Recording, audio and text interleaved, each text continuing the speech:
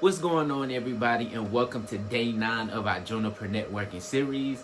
In today's lab, we will be configuring OSPF between our two layer 3 capable switches. As we know, OSPF is a dynamic routing protocol, and we use dynamic routing protocols within our networks to exchange different routing information between two or more layer 3 capable switches or two or more routers. So within this implementation, I am going to be configuring single area OSPF. So all I'm going to do is connect a network off of this top switch, and then we're going to use OSPF to allow the bottom switch to know about the network that is going to be connected off of this top switch. So enough talking, let's hop into the lab. Alright, so we're on our top switch. Now let's go ahead and log in.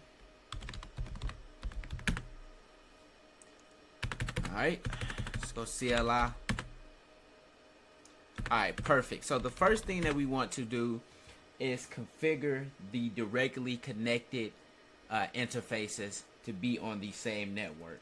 So for the top switch, I am going to configure the network of 192.168.1.1, and for the bottom switch, I am going to configure its port to be 192.168.1.2. So let's go ahead and configure those interfaces now. Let's go into a set interface GE010. That is this port right here. We want to, well, first we need to delete the family of Ethernet switching. So before, let's do a show run interfaces terse, because I guarantee you it is configured as a layer 2 port. Let's go down some. And yes, it is configured as a layer 2 port. So first we need to delete the Ethernet switching family. So let's do a delete interfaces GE010 unit 0 family Ethernet switching. Alright, and let's do a set interfaces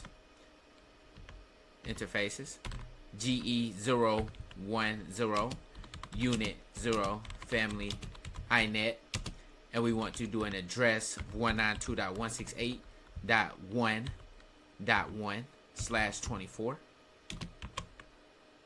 Alright, and let's hit enter there, and let's do a commit and quit. Commit and quit.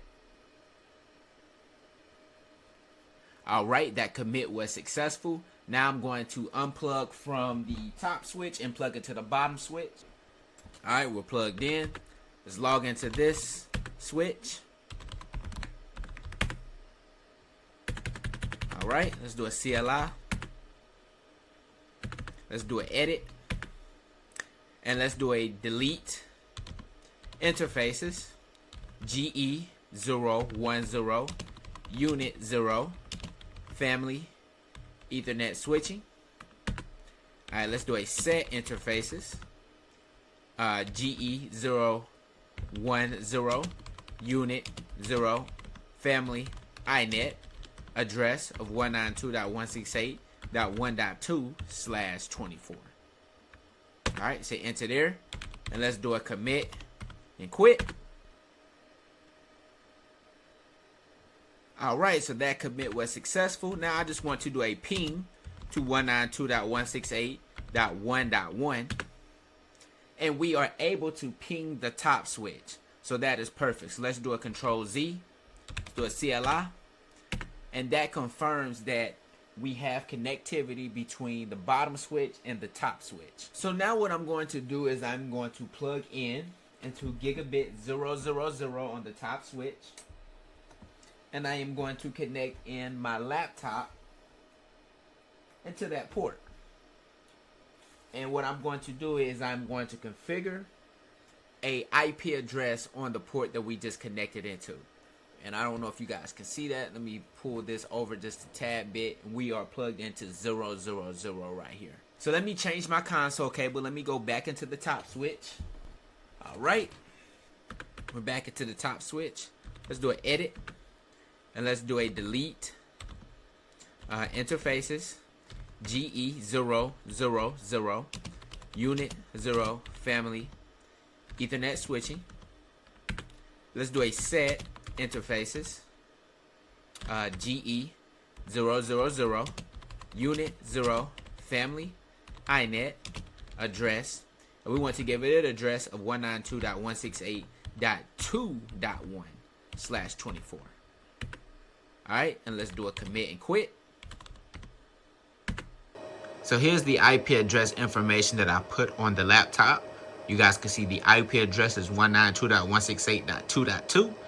The subnet mask is /24. The router is 192.168.2.1. That is the IP we configured on the switch.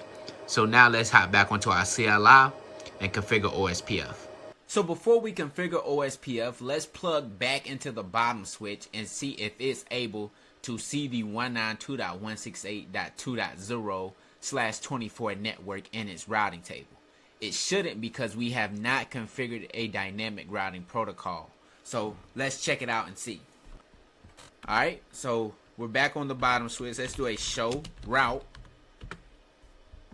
And we have the 192.168.1.0, but we do not see a 2.0 network. So if we try to ping that PC, we don't have a route, so the ping will not work. So let's do a ping to 192.168.2.2. And as you can see, it says no route to host. So let's configure OSPF, and then let's see what happens after. So since we are plugged into the bottom switch, let's configure OSPF on its interface first.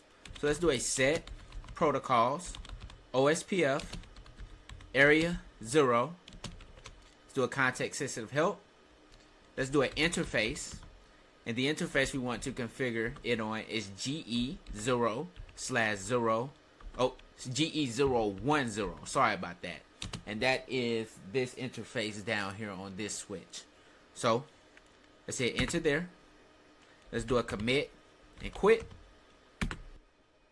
And it's saying that we need a license, but this was within my internal network, so we shouldn't have an issue.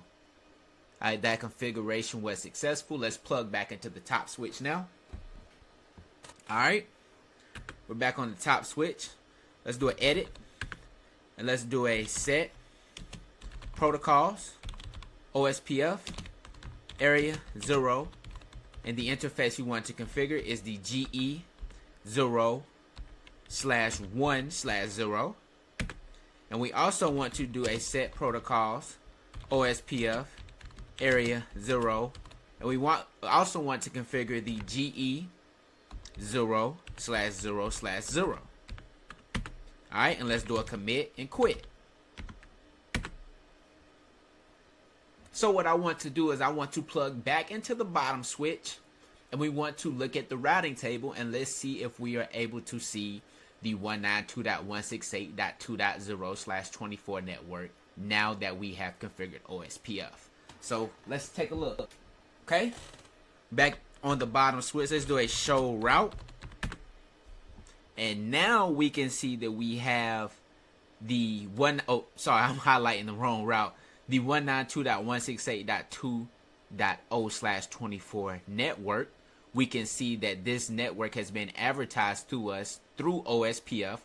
We can see the preference of 10. We can see the next hop that it's going to be going to. So that looks good. So we can also do a show OSPF neighbor. And we can see that our neighbor's IP address is 192.168.1.1. We can see the interface that it's connected off of. We can see the state, which is the full state. And that is the state that we want to be in when we're looking at OSPF. We can see our dead timer. We can see a lot more information here as well. So now, if I do a ping, let's try to ping that laptop, which it had an IP address of 192.168.2.2. Before we had configured OSPF, that ping had failed. It said no route. Let's try that again. And now we can see that we are able to ping this PC, and we have configured a dynamic routing protocol, which is OSPF, within our network. So I appreciate you guys tuning in to day 9 of our Juniper Networking series. I hope to see you in day 10. Until then, peace out.